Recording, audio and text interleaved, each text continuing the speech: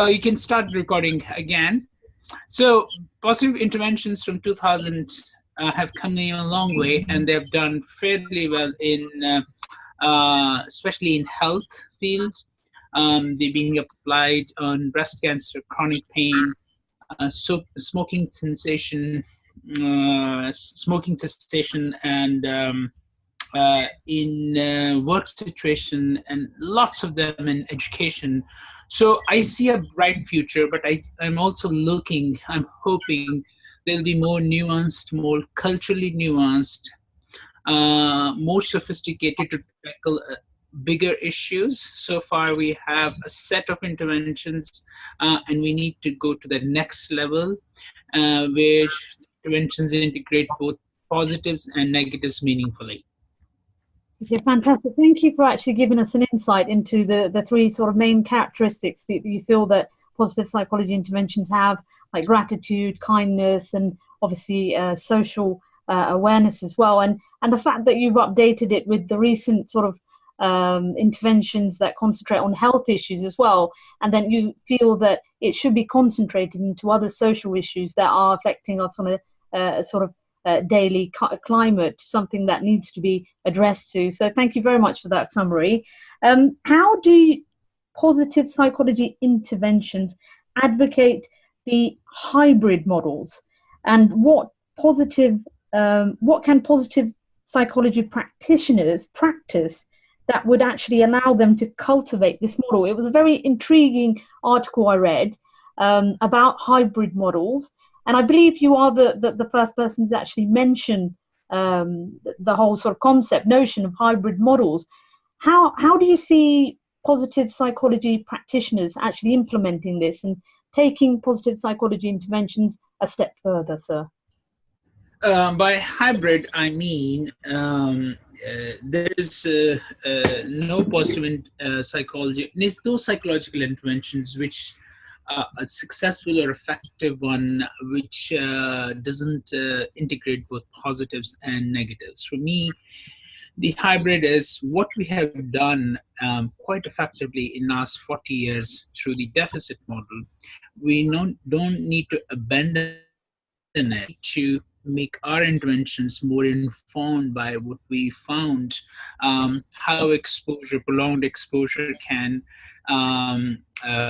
alleviate symptoms of PTSD. But if it can alleviate symptoms, now can we bring in strengths and positive emotions and meaning into the full spectrum, and where the person has experiencing hyperarousal, can we also inculcate sense of calmness and savoring, which could counteract the debilitating effects of symptoms.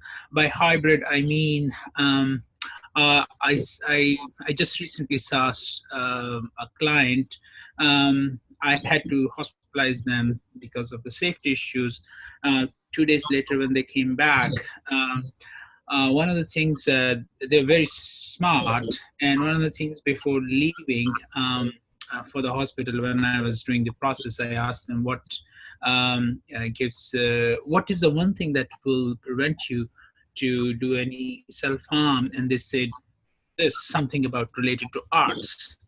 So now I had stored that in my memory. When they came back, I started talking about arts, and then they told me about a number of achievements they've done in that area. And from those achievements, that was a clue for me to get into their strengths. So I said, when you did this, what strengths do you think you displayed? When you accomplished this, what helped you?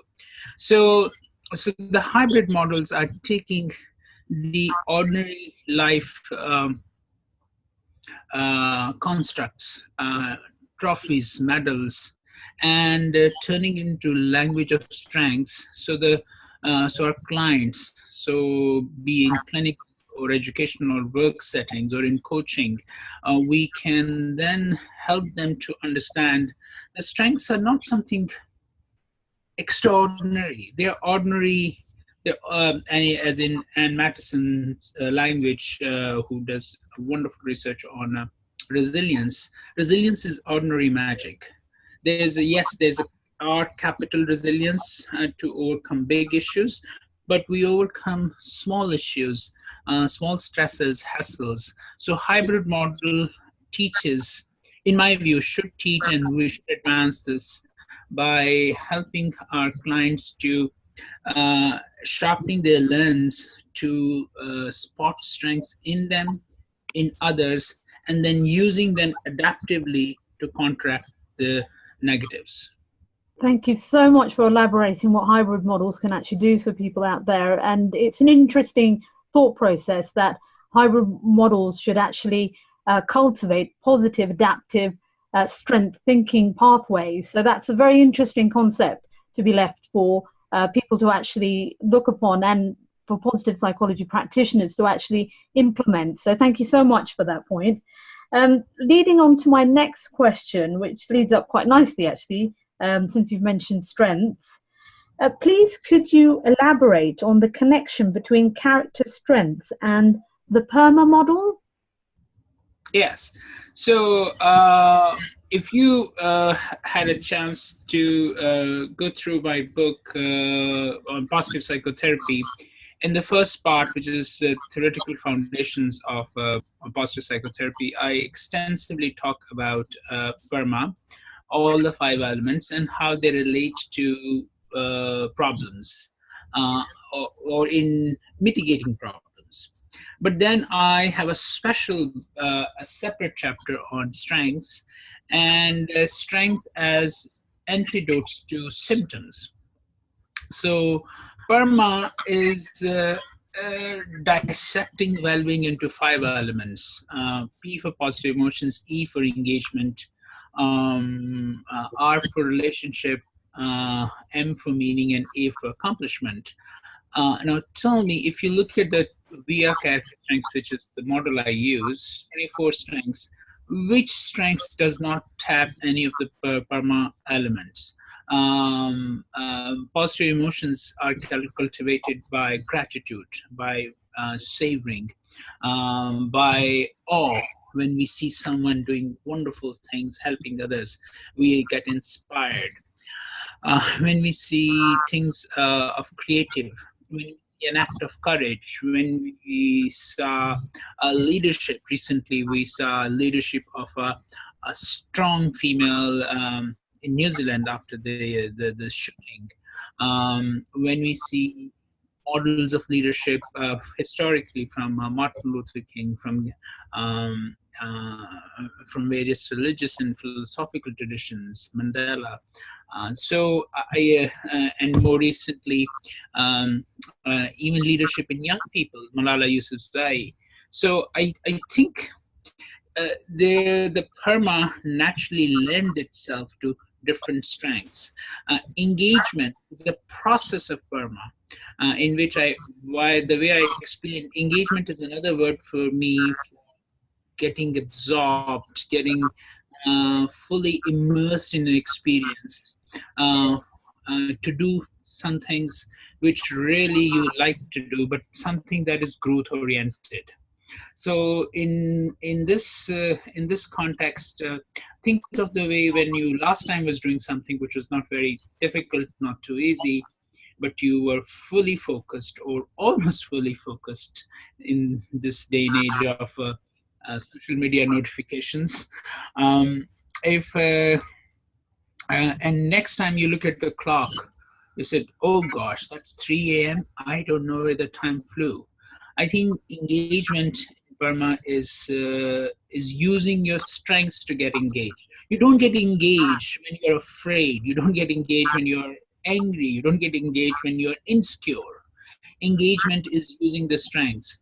Which strength? A number of strengths look at relationship, from citizenship to love and kindness. And I don't need to say much. There's tons of research that if you have good relationships, they add actually 10 years to your life. Having good relationship is as good, as research indicates, as leaving stopping smoking and stop eating fatty foods. So, there's proven research now at the level of oxytocin that rises when we experience warmth, when we attach, when we connect with others. Barbara Fredrickson's resonance, positivity resonance, when we smile at each other, these micro moments of connectivity build our long-term resources. So relationships, and they tap onto many strengths, and then the strengths in meaning and accomplishment. Number of strengths tap into that, such as citizenship, leadership. I just mentioned a couple of them. Even creativity, you share your creativity to build not only your own brand, but also you create products for the welfare of others. So PERMA is intersects with the strengths very nicely theoretically, and I also see how it interacts with um, character strengths in so many ways.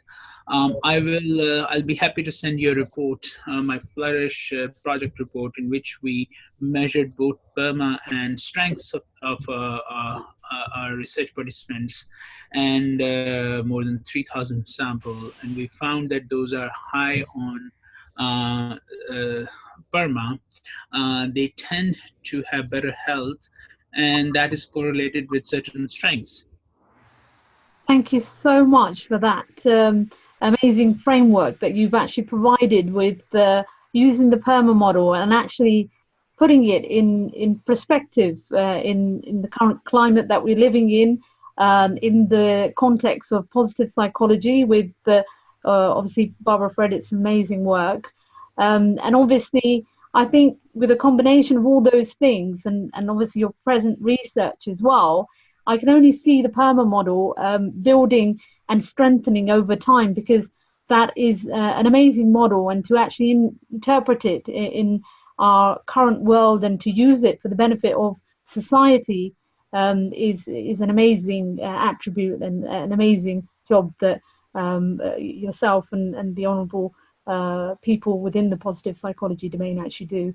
The final question now. Where is the future of positive psychology interventions leading us towards, and how can we make our future better towards positive well-being for all? Very good question. I think where is the future? Because we have Marty Seligman's focus is also on perspection, that we are not only stuck into our past, we are not just rehearsing our childhood traumas and adversities and thinking about genetic accidents and casualties, but we also look for future. We look for future. For example, Fiza, I'm sure after this interview, I got a couple of things in plan. One of the things I have in plan is to finish my chai. So where the positive interventions, what's the future? I think the future is in more sophisticated model, more bold experimenting, more bold steps to bring them into foray of health in education and work, and now actually also in forensic settings.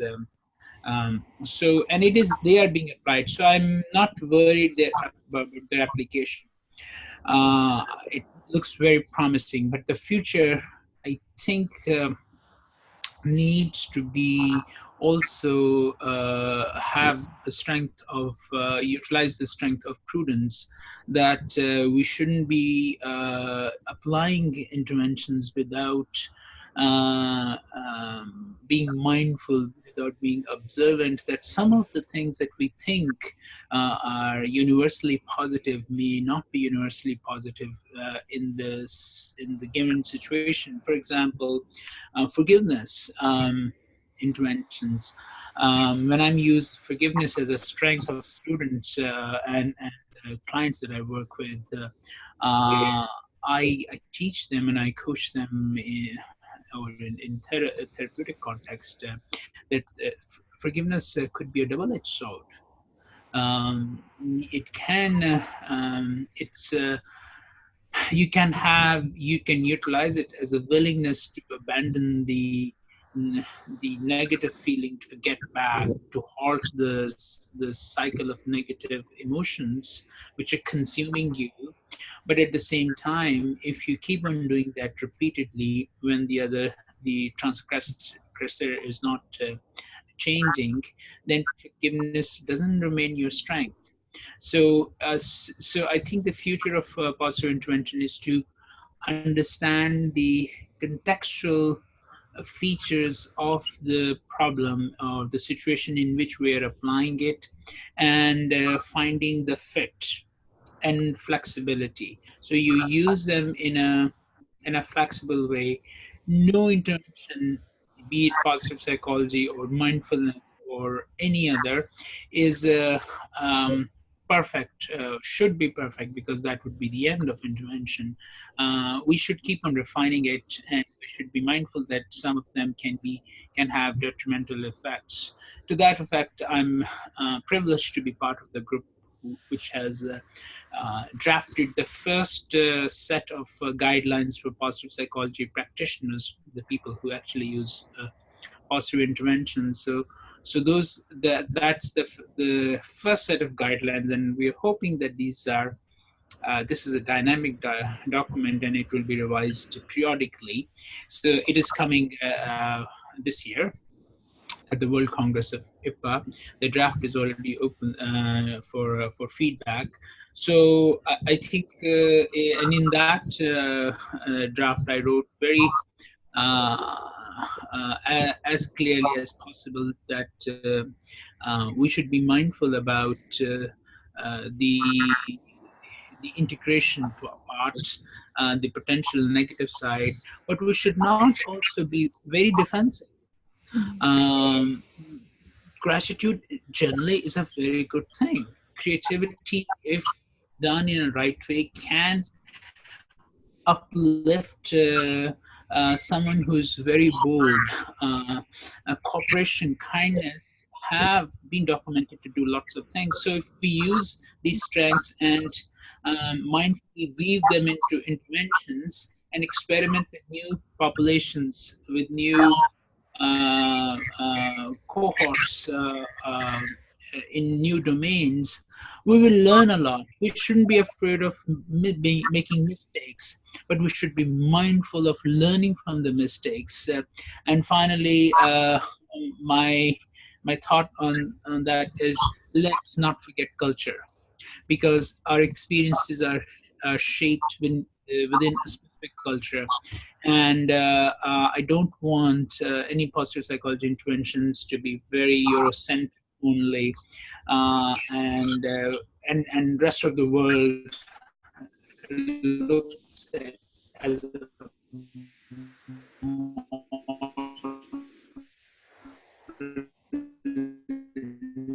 intervention culture. We can think globally, but we need to be mindful of the contextual features of the situation in applying these interventions. Thank you so much for that comprehensive insight. I look forward to actually seeing the practitioner's guide that you actually proposed. It would be amazing to actually have some kind of sort of like inclination of when that draft would be available, or is there a copy that... I'll be happy to send you one. Oh, thank you so much, sir. Starting off as a sort of like a new practitioner, I find it's amazing to hear from people who've actually been doing this for so much time and put so much effort and research and thought into the whole process. And I thank you on behalf of Positive Wellbeing Association for taking time out and actually giving an insight, a great insight and knowledge into what are the actual benefits, what's needed for future positive psychology interventions to actually perform optimally, to actually make a difference. And I feel that, like you say, that gratitude and kindness are such big strengths. And I think if we had more of that in our world that we live in today, we can really strive for what Martin Seligman has said, that he wants 51% of worldwide well-being to be improved by the year 2051. Thank you so much for your time and efforts. Absolutely. And thank you for giving me the opportunity to share my thoughts. Most of my work remains in the confines of a consulting room of therapy, so it doesn't come out